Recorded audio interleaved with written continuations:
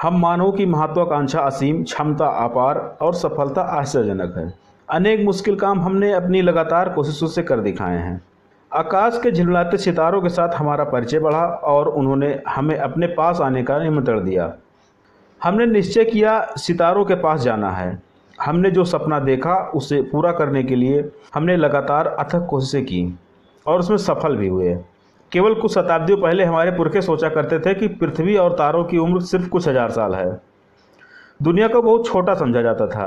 तब गैलीलियो ने इस कल्पना को अपने दूरदर्शी से खंड खंड कर दिया। हमें विश्व की विशालता का आभास कराया। हमने समय और अंतरिक्ष दोनों की गहराइयों में गोता लगाया। बहुत दूर की वस्तुओं को देखने के लिए जो यंत्र प्रयोग में लाया जाता है उसे दूरदर्शी यंत्र या दूरबीन कहते हैं। दूरदर्शी यंत्र का उपयोग कर हम चांद सितारों को आराम से देख सकते हैं तथा उनका अध्ययन कर सकते हैं। आज हमारे पास कई अत्याधुनिक दूरबीनें उपलब्ध हैं, परंतु पहले हमारे पास ऐसी दूरबीनें नहीं थी। जो थी वह बड़ी साधारण दूरबीनें थी। दूरबीन के बनने की कहानी भी बड़ी रोचक तथा ज्ञानवर्धक है। दूरबीन का जन्म एक संयोग मात्र ही था। कहा जाता है कि डच एनेक्साज हंस लिपर्से के पास काम सीखने वाला एक लड़का एक दिन ऐनक के काम में आने वाले कुछ लेंसों को उलट पुलट रहा था। संयोगवश उसने एक लेंस को एक दूसरे लेंस के सामने रखकर उनके माध्यम से देखने का प्रयास किया। जब उसने देखा कि इस तरह वस्तुएं और करीब नजर आती हैं तो वह चकित रह गया। उसने अपनी खोज लिपर्से को दिखाई। लिपर्से आश्चर्य से उसे देखता रह गया। उसने उन दोनों लेंसों को एक नली में रखा। इस नए खिलौने को उन्होंने अपनी दुकान में सजा दिया। सन 1609 के जून महीने में वेनिस में एक खबर सुनी जाने लगी कि हॉलैंड के एक चश्मे वाले ने एक ऐसा यंत्र तैयार किया है जो दूर की चीज़ों को बड़ा करके दिखाता है। इस खबर ने उस समय के इटली के सुप्रसिद्ध भौतिक शास्त्री और ज्योतिषी गैलीलियो गैलीली को उकसा दिया। उन्होंने स्वयं के लिए एक दूरबीन बनाने का निश्चय किया।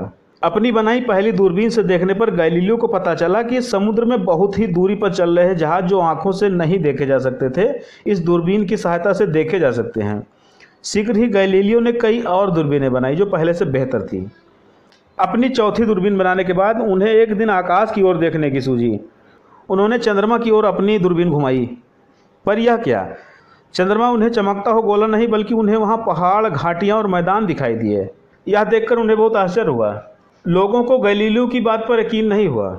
उन्होंने इसे मनगढ़ंत और दूरदर्शी का इंद्रजाल कहा, परंतु उन्हें क्या मालूम था कि यह तो अंतरिक्ष युग की सिर्फ शुरुआत है। तब से आकाश की छानबीन करने में दूरबीनों का उपयोग होता आ रहा है। अभी भी छोटी दूरबीनें प्रचलित हैं जो जमीन पर की दूरस्थ वस्तुओं को देखने का काम आती हैं, लेकिन सभी मशहूर दूरबीनें आकाश के अध्ययन के लिए बनाई गई हैं। गैलीलियो की दूरबीनें दो छोटे छोटे लेंसों से बनी होती थी। आज भी दुनिया की कुछ बहुत अच्छी दूरबीनें लेंसों की ही बनी हैं।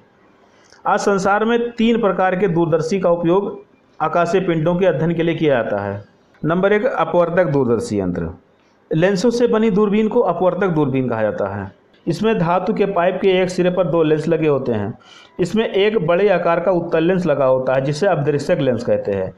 सितारों से आने वाली प्रकाश की किरणें इसी लेंस पर पड़ती हैं और यह सितारों का प्रतिबिंब अपने फोकस पर बना देता है, जो देखने वाले की आंखों के द्वारा दूसरे लेंस की सहायता से देख लिया जाता है। आंख के पास वाले लेंस को नेत्रिका लेंस कहते हैं।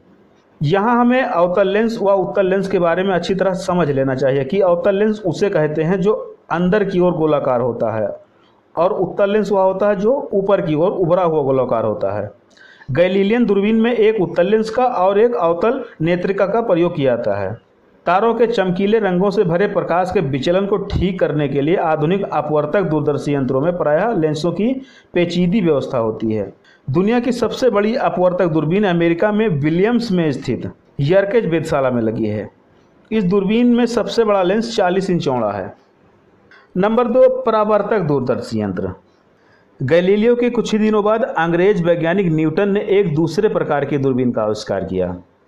इसमें उसने लेंसों की जगह दर्पण लगाए। दर्पणों से बनी दूरबीन को परावर्तक दूरबीन कहते हैं। इसमें प्रतिबिंब बनाने का काम एक अवतल दर्पण द्वारा किया जाता है।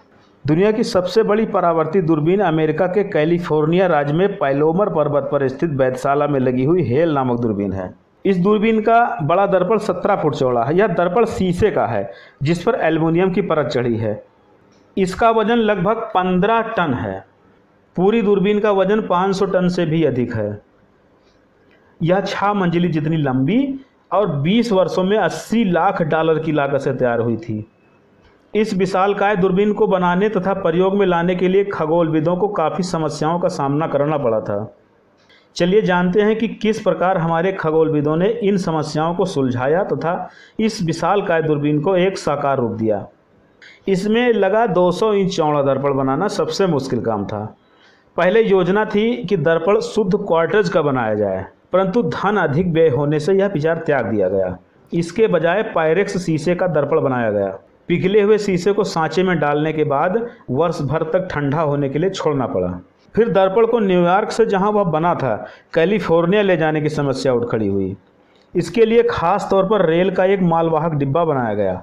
ट्रेन को कैलिफोर्निया बहुत घूम फिर कर जाना पड़ा, जिससे नीचे पुलों या तंग सुरंगों से होकर न जाना पड़े। लॉस एंजिल्स तक वह सुरक्षित रूप में पहुंच गया। वहां पर उसका पॉलिश का काम शुरू हुआ। पॉलिश 11.5 साल तक होती रही। शुरू में दर्पण का वजन 50 टन था। 5 टन शीशा पॉलिश होने में घिस गया। आखिरकार 1947 के अंत में दर्पण को एक ट्रक पर लादकर पहाड़ी पर पहुंचाया गया। कहीं कहीं उसे खींचने और धक्का देने के लिए ट्रैक्टरों की सहायता ली गई। जब दर्पण पहाड़ी पर बिना किसी दुर्घटना के पहुंच गया, तब लोगों ने चैन की सांस ली। दूरबीन के ढांचे को लगाने के लिए एक वेधशाला का निर्माण कराया गया। वेधशाला का गुंबद वातानुकूलित है। जिस यंत्र पर दूरबीन को घुमाया फिराया जाता है वह बहुत नाजुक है। तापक्रम में थोड़े से परिवर्तन से कई दिनों की मेहनत पर पानी फिर सकता है। वेधशाला में दर्शकों के लिए एक विशेष कमरा बना हुआ है ताकि उनके शरीर का ताप दूरबीन तक न पहुंच सके। इसके लिए बीच में एक शीशे की दीवार बनाई गई। दूरबीन काफ़ी बड़ी होने के बावजूद इसे घुमाने की अच्छी व्यवस्था है ताकि इससे आकाश में बिल्कुल ठीक जगह पर देखा जा सके। नंबर 3 है रेडियो दूरदर्शी यंत्र। रेडियो दूरदर्शी यंत्र में एक विशाल परावर्तक होता है जो कटोरे के आकार का होता है। यह खगोलीय पिंडों से आने वाली रेडियो तरंगों को एक डिटेक्टर में भेज देता है। आकाश के नक्षत्रों और तारों आदि का अध्ययन करने के लिए रेडियो दूरदर्शी यंत्र का उपयोग किया जाता है। ये हर प्रकार के मौसम में काम कर सकते हैं। इस दूरबीन की सहायता से यह पता लग जाता है कि आकाश में कौन से ग्रह, नक्षत्र व तारे हैं जिनसे रेडियो तरंगें आ रही हैं। कोई भी ज्योतिर्विद दुनिया की बड़ी दूरबीनों के माध्यम से स्वयं आकाश का अध्ययन कर सकता है, पर वैज्ञानिकों ने दूरबीनों से खोज करने का एक बेहतर तरीका निकाल लिया है। वास्तविक आंख की तुलना में फोटोग्राफी प्लेट बेहतर आंख है, इसलिए ज्योतिर्विद दूरबीनों को विराट कैमरों के रूप में इस्तेमाल करते हैं। वे आकाश के जिस भाग का अध्ययन करना चाहते हैं उसके चित्र ले लेते हैं और फिर उन चित्रों का अध्ययन करते हैं। दोस्तों, यदि जानकारी अच्छी लग रही हो तो कृपया वीडियो को शेयर करें। यदि चैनल पर नए हैं तो सब्सक्राइब करें।